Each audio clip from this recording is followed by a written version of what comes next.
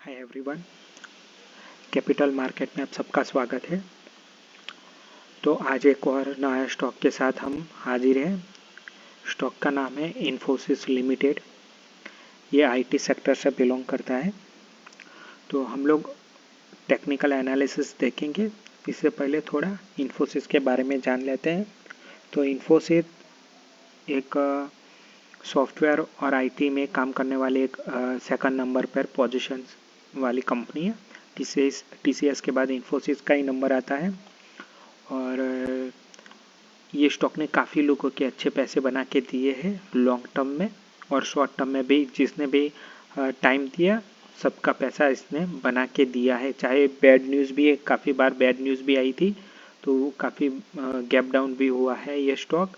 और इसके बाद ये चला भी है स्टॉक। आप देख सकते हैं कि ये कोरोना का समय, लेकिन कोरोना से पहले भी ये एक ब्लोअर न्यूज़ कुछ ऐसा था, वो आई थी। तो काफ़ी आप देख सकते हैं यहाँ पे गिरा था स्टॉक काफ़ी। इसके बाद फिर भी ये रनअप काफ़ी अच्छा किया। तो ये एक अच्छी कंपनी की एक निशानी है कि चाहे कितने भी बैड न्यूज़ हो, लेकिन वो टेम्पररी रहती है। फिर इसके बाद इसको सॉल्व कर लेते हैं और इसके बाद ये काफ़ी अच्छे। तो ऐसी अपॉर्चुनिटी जब कोई ग्रैब करता है या तो कहीं पे फंस गया और उसने टाइम दिया, तो वो टाइम के वैल्यू देता है। ये काफ़ी अच्छा स्टॉक ने परफॉर्म किया है। ठीक है, तो अगर मैं इसकी रेवेन्यू की बात करूँ तो 1.53 लाख करोड़ के आसपास स्ट्रॉन्ग ग्रोथ है उसकी रेवेन्यू। और नेट प्रॉफिट की बात करूँ तो 34,000 करोड़ के आसपास है। और ऑपरेटिंग मार्जिन करीब करीब 22 से 23% आईटी सेक्टर में रहता है, क्योंकि उनमें काफ़ी जो ऑपरेटिंग कॉस्ट है वो बहुत कम रहता है कंपेयर टू अदर इंडस्ट्री, जैसे कि रिफाइनरी है या फिर इंजीनियरिंग, जहाँ पे आपको कैपिटल चाहिए। इसमें ये एक बात अच्छी है कि आपको लेबर में और एम्प्लॉय में काफ़ी खर्चा रहता है। बाकी अदरवाइज ऑफिस में और मशीनरी में बहुत कम खर्चा रहता है इसका। तो आईटी में मार्जिन प्रॉफिट अच्छा रहता है 23%। ये बहुत अच्छा है। अगर मैं 2023 की ईपीएस की बात करूँ तो कुछ 75% है। और दूसरा ये सब यूरोप और यूएसए में उसका प्रोजेक्ट चलता है, तो वो भी एक बेनिफिट रहता है कि भाई डॉलर में भी कमाई होती है, यूरो में भी कमाई होती है। तो उसके नेगेटिव भी कोसिक्वेंसेस रहते हैं, पॉजिटिव भी है और नेगेटिव भी है। तो चलिए पहले चलते हैं डेली टाइम फ्रेम पर। मैंने ये 200 डे मूविंग एवरेज लगाया हुआ है, तो उसके ऊपर ही ये स्टॉक ट्रेड कर रहा है। तो एक अच्छी स्ट्रॉन्ग निशानी है। यहाँ पे एक सपोर्ट है अच्छा खासा। एक ये डिमांड जोन है, ये यहाँ पे सपोर्ट है 1850 के आसपास। यहाँ पे एक अच्छा खासा सपोर्ट है। और नीचे ठीक सपोर्ट के नीचे एक डिमांड जोन भी क्रिएट हुआ है। और उसके ठीक नीचे डेली टाइम फ्रेम पर 200 डे मूविंग एवरेज भी ट्रेड कर रहा है। तो यहाँ पे मेरे हिसाब से इसी जोन में काफ़ी अच्छा खासा सपोर्ट होगा ये स्टॉक का। और मैं अगर पैटर्न की बात करूँ तो मुझे फ़िलहाल अगर ये मैं गिनूँ तो कप एंड हैंडल जैसा फॉर्मेशन दिख रहा है। तो अगर यहाँ पे कहीं पे मिलता है रिट्रेस, तो फिर हम लोगों को यहाँ पे एक अच्छा, अगर मान लीजिए 1850 के आसपास यहीं पे कहीं पे हम लोगों को एक्यूमुलेशन करने को मिलता है, तो हम लोग 200 डे मूविंग एवरेज का स्टॉप लॉस लगा के इसमें और तेज़ी के लिए जा सकते हैं। मेरे हिसाब से यहाँ पे अच्छा एक रिस्क रिवॉर्ड बैठता है। अगर टिप मिलता है तो बहुत बढ़िया स्टॉक है यहाँ पे।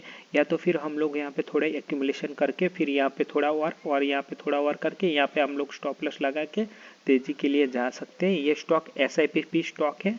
तो काफ़ी लोग बोलते हैं कि कौन प्लीज़ SIP स्टॉक कौन से करने चाहिए, तो प्लीज़ बताइए। तो मेरे हिसाब से ऐसे स्टॉक को SIP करना चाहिए। इन्फोसिस जैसे आपको लगेगा कि इसमें अभी क्या है, इतना तो रनअप हो चुका है, लेकिन SIP स्टॉक में हमेशा एक कॉमन बात हमेशा याद रखनी है आप लोगों को, उसमें आपके पैसे बचने चाहिए। मान लीजिए कि कोई स्टॉक है, जैसे कि एक मैं स्टॉक की बात कर रहा हूँ, तनला सॉल्यूशन, ठीक है। तो उसमें क्या है कि जिसने SIP किया फिर बाद में उसको बेनिफिट मिला, वो एक अलग बात है। लेकिन एक मोमेंटम में स्टॉक में आपको लमसम अमाउंट डालनी रहती है।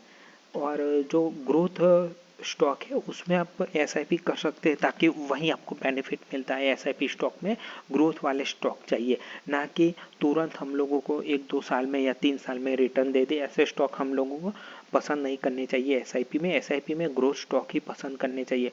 तो आपको मैंने यहाँ पे एक और टिप्स भी दे दी है कि कैसे एसआईपी स्टॉक कैसे पिक करने, तो ग्रोथ वाले पिक करने हैं। तो मेरे हिसाब से यहाँ पे कप एंड हैंडल फॉर्मेशन दिख रहा है, अगर ये टच कीजिए यहाँ पे तो ये कप है और ये हैंडल है। तो ये यहाँ पे शायद रिट्रेस हो रहा है। अगर रिट्रेस में आपको मिल जाता है तो मेरे हिसाब से यहीं कहीं पे छोटा सा स्टॉप लॉस लगा के तेज़ी के लिए जाना चाहिए। तो मेरे हिसाब से छोटी अवधि में मेरे ख्याल से ये बेनिफिट रहेगा, क्योंकि आईटी ऐसा सेक्टर है कि निफ्टी 50 से थोड़ा विपरीत काम करता है। तो ये एक बेनिफिट है कि अभी आईटी सेक्टर मेरे हिसाब से अच्छा परफॉर्म कर सकते हैं आने वाले समय में। आपको पेशेंस रखना पड़ेगा और अच्छी कंपनी में आपको पैसा डालना पड़ेगा। तो मेरे हिसाब से यहाँ पे आपको थोड़ा वेट करना चाहिए। अगर डिप मिलती है तो बाई करना चाहिए। स्टॉप लॉस आपका 1700 के आसपास होना चाहिए। थोड़ा और डिप में मिले तो अच्छा है, क्योंकि इसके टारगेट हम लोगों को आराम से 2500 के आसपास भी मिल सकते हैं। ठीक है, अभी चलते हम लोग वीकली टाइम फ्रेम पे। तो एक कॉमन है, क्योंकि डेली 200 डे के अबव ही ट्रेड कर रहा है, तो वीकली भी 200 डे के ऊपर ही ट्रेड कर रहा है। ठीक है, तो अभी यहाँ पे ऐसे सच्चा कोई पैटर्न नहीं दिख रहा है, लेकिन स्टॉक अच्छे मोमेंटम में है मेरे हिसाब से। तो डेली में अगर मोमेंटम है तो ऑलरेडी वीकली में भी ये मोमेंटम ही होगा इस स्टॉक में। तो मेरे हिसाब से वीकली में अभी मुझे कोई खास पैटर्न दिख नहीं रहा है, लेकिन यहाँ पे मैं यही बोलूँगा, जो डेली में हम लोगों ने अगर शॉर्ट टर्म हमारी अवधि 12 से 15 महीने हैं तो यहीं पे कहीं पे बाई करके छोटा सा स्टॉप लॉस 10-12% रख के हम लोग 40 या 30-40% के लिए इसमें जा सकते हैं।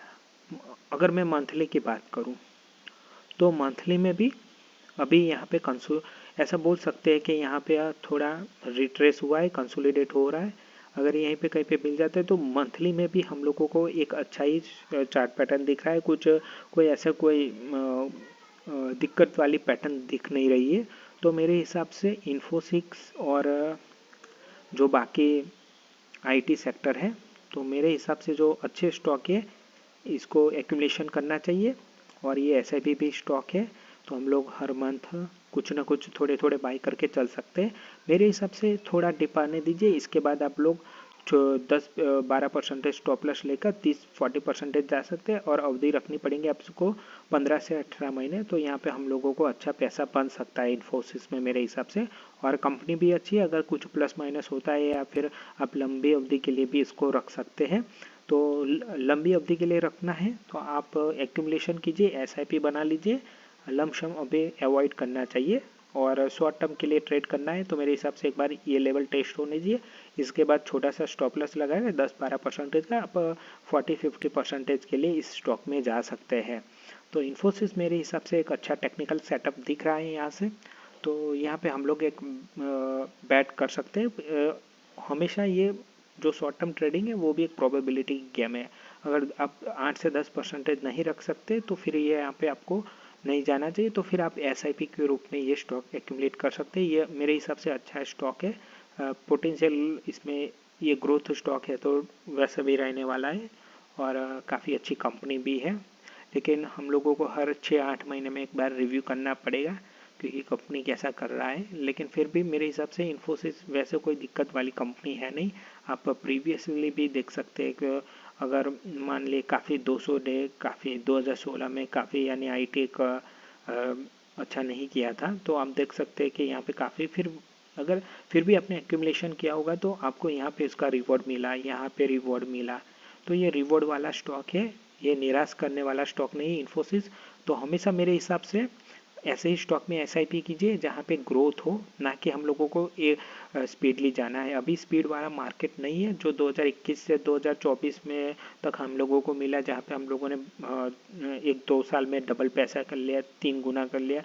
तो शायद वो अभी हम लोगों को सतर्क रहने का समय आ चुका है। तो शायद मेरे हिसाब से अगर किसी को एसआईपी करनी है तो एक इन्फोसिस आप मेरे हिसाब से ले सकते हैं। बाकी अपने फाइनेंशियल एडवाइज़र जो भी है उससे सलाह सूचन लेके ये स्टॉक एसआईपी के रूप में कंसिडर करना चाहिए। और जो शॉर्ट टर्म बाइंग करनी है तो आप थोड़ा वेट कीजिए, थोड़ा रिट्रेस होने दीजिए, यहीं कहीं पे आपका स्टॉप लॉस लगा के आप इसमें तेज़ी कर सकते हैं। टारगेट होगा 2500 के आसपास, यहीं पे कहीं पे आप लोगों को टारगेट मिल सकता है 1 साल से लेकर 15 या 16 महीने के लिए। तो प्लीज़ वीडियो को लाइक कीजिए और चैनल को सब्सक्राइब कीजिए और अपने दोस्तों के साथ शेयर कीजिए। Thank you for watching.